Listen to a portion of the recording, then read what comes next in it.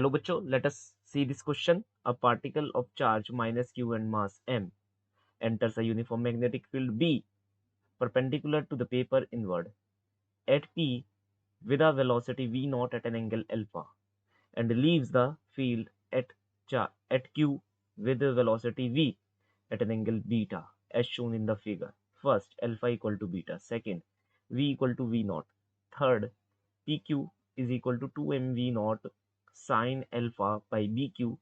Fourth, the particle remain in the field for the time t equal to 2m pi minus alpha b by bq.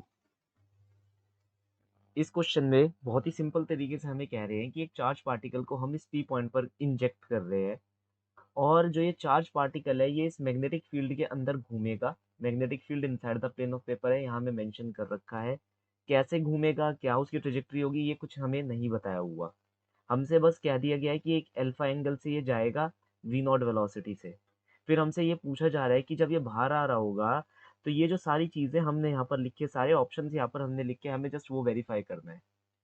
अब यहाँ पर अगर मैं की concept की बात करता हूँ आपके साथ, तो की कंसेप्ट, सबसे पहला की कंसेप्ट क्या है? Motion of a charge particle, motion of charge particle inside magnetic field is always a circular path. जो मैग्नेटिक फील्ड के अंदर चार्ज पार्टिकल मूव करता है, हमेशा याद रखिए वो सर्कुलर पाथ में मूव करेगा। लेकिन यहाँ पर एक कंडीशन है, मैं आपको बहुत अच्छे से बताना चाहूंगा। होता क्या है, अगर आपके पास एक इन्फानेटली मतलब एक ऐसा रीजन है जहाँ पर हर जगह मैग्नेटिक फील्ड प्रेजेंट है पहले से ही, इन्फानेट टू इन्फानेट तक, ठीक है, तो जो हमारा चार्ज पार्टिकल होता है, अगर आप वी वेलोसिटी से उसे फेंकेंगे तो वो एक सर्कुलर मोशन काट लेगा। लेकिन जब भी आपके पास एक चार्ज पार्टिकल किसी मैग्नेटिक फील्ड के रीजन में इंजेक्ट करा जाता है, तो वो जो मोशन काटता है वो होता तो सर्कुलर है, लेकिन बेसिकली वहां पर सर्कल आधा बनेगा पूरा बनेगा, ये डिपेंड कर जाता है। जैसे फॉर एग्जांपल इस वाले केस की हम बात करते हैं, ये एक बहुत ही स्टैंडर्ड केस है, तो की कंसेप्ट 2 की मैं बात करूंगा। की कंसेप्ट 2 ये एक बहुत ही स्टैंडर्ड केस है of the major arc circle का। इसके अंदर क्या होता है, जैसे फॉर एग्जांपल आपने चार्ज पार्टिकल किसी वेलोसिटी v से फेंका, ये चार्ज पार्टिकल एक मेजर आर्क बनाएगा of the circle and then ये सेम उसी वेलोसिटी से बाहर निकल कर आ जाएगा। याद रखने वाली बात यह है कि जिस एंगल से आप इसे थ्रो करेंगे उसी एंगल से, सेम उसी एंगल से ये बाहर आ जाएगा, कोई भी चेंज नहीं होने वाला। द रीजन बीइंग, मैं आपको रीजन बता देता हूँ। सबसे पहली बात क्या होती है कि work done by magnetic field या कह लो magnetic force on the charge particle is always zero. तो कभी भी वो वेलोसिटी या उसके साथ एसोसिएटेड किसी भी पैरामीटर को वो परेशान नहीं करती, चेंज ही नहीं करती, क्योंकि हमें पता होता है कि net work done should be equal to change in kinetic energy. और अगर इस चीज को मेंटेन रखना है, that is work done should be equal to zero, that is kinetic energy should be equal to zero, change in kinetic energy should be equal to zero, that is kinetic energy initial equal to kinetic energy final, which says that कि velocity at the p point at q point must be same। तो हमें velocity की बात पता चल गई, बहुत बढ़िया, वेलोसिटी सेम है। अब एंगल की बात करते हैं, क्योंकि पहला ऑप्शन जो है वो एंगल पर ही डिपेंड कर रहा है। मैं की कंसेप्ट पर ही स्टिक ऑन रहूंगा और आपको बताता रहूंगा कि एंगल कैसे सेम है कैसे सेम नहीं है। लेट अस से ये एंगल थीटा है, ये वाला एंगल क्या है? थीटा है। तो यहाँ पर से ये वाला जो एंगल होगा ये भी क्या होगा? थीटा होगा। अब यह ध्यान दीजिएगा, हमें जो एंगल दिया हुआ है वो पी पॉइंट पे कुछ ऐसे है, ये वाला एंगल, ये है हमारा एंगल अल्फा। अब अगर मुझे इस अल्फा एंगल को निकालना है तो मैं क्या करूंगा, ऐसे एक लाइन बना दूंगा, ये एंगल क्या बन जाएगा मेरा? थीटा बन जाएगा। तो अल्फा क्या है? 90 माइनस थीटा। यहाँ तक बात समझ आई? अल्फा क्या है? 90 माइनस थीटा। अब यह ध्यान से देखना, ये वाला एंगल क्या है? हमें बीटा दिया हुआ है, लेकिन इसका मतलब क्या है? 90 माइनस थीटा। ये भी 90 माइनस थीटा, वो भी 90 माइनस थीटा, इसका मतलब क्या है? दोनों सेम है। तो alpha is equal to beta. तो पहला ऑप्शन करेक्ट है by the theory. Second thing, मैं आपको एक और चीज बताऊंगा इसी की कंसेप्ट के अंदर। यहाँ पर इसका कहीं ना कहीं सेंटर तो हो गई, सर्कल का कहीं ना कहीं सेंटर तो हो गई। तो ये एंगल क्या बना रहा होगा अंदर की साइड? इस एंगल का पता होना सबसे ज्यादा जरूरी है।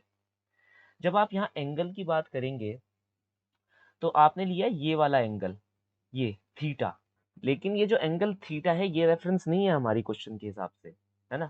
क्वेश्चन हमें इस फॉर्म में याद है, लेकिन रेफरेंस क्या है? ये बीटा, ये वाला एंगल हमारी रेफरेंस है। तो ये जो सेंट्रल एंगल होता है, याद रखिएगा, ये होता है 2 pi minus 2 times of this beta angle over here। ये इतना सेंट्रल एंगल काटेगा, जब ये सर्कल कट रहा होगा तो इतना सेंट्रल एंगल बनाएगा एट दी सेंटर। ये हमेशा याद रखिएगा।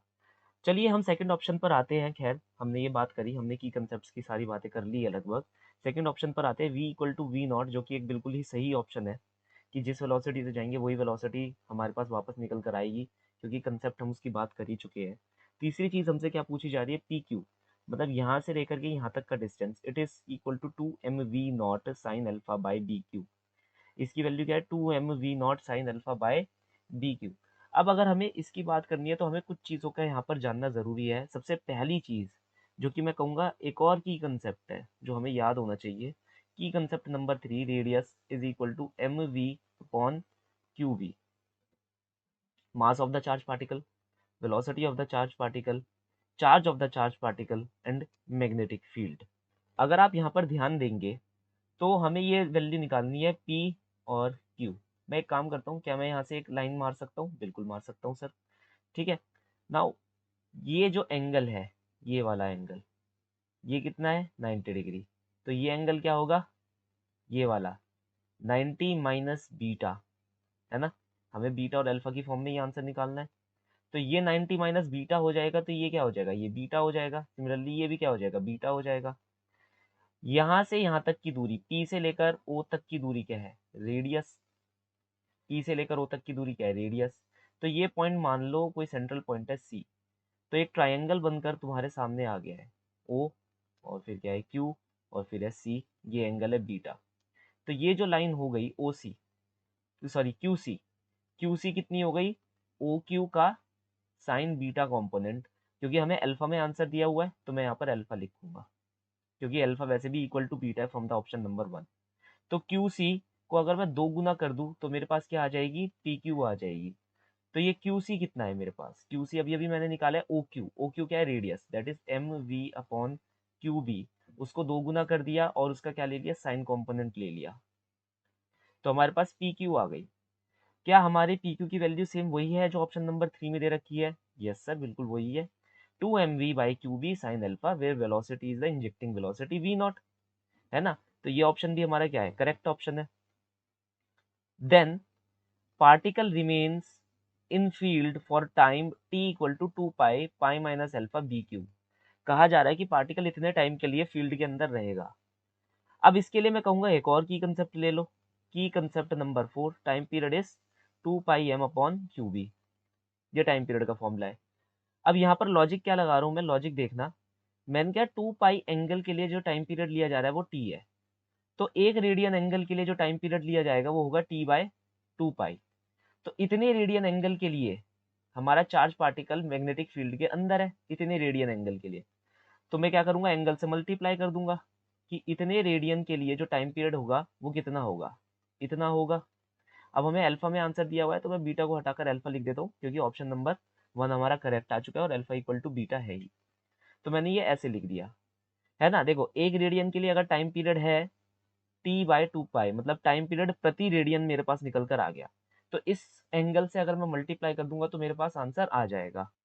तो बस हमें यही करना है, टाइम प्रति रेडियन से उस एंगल को मल्टीप्लाई कर देना है, जो एंगल, जो इंटेंडेड एंगल पे हमारा सर्कुलर मोशन काट रहा होगा पार्टिकल। तो ये आ जाएगा, देखिए 2 से 2 कट जाएगा। बस टाइम की वैल्यू मैं यहाँ से रिप्लेस कर सकता हूँ, that is 2 pi M upon Q B. Pi से पाई भी कैंसिल हो जाएगा तो बचेगा 2m upon Q B multiply pi minus alpha, है ना। तो ये तो यही ऑप्शन बन गया, that is option number 4 is also correct. So the final solution for the following problem is option number 1, option number 2, option number 3 and option number 4. Hope you understood well. Best of luck.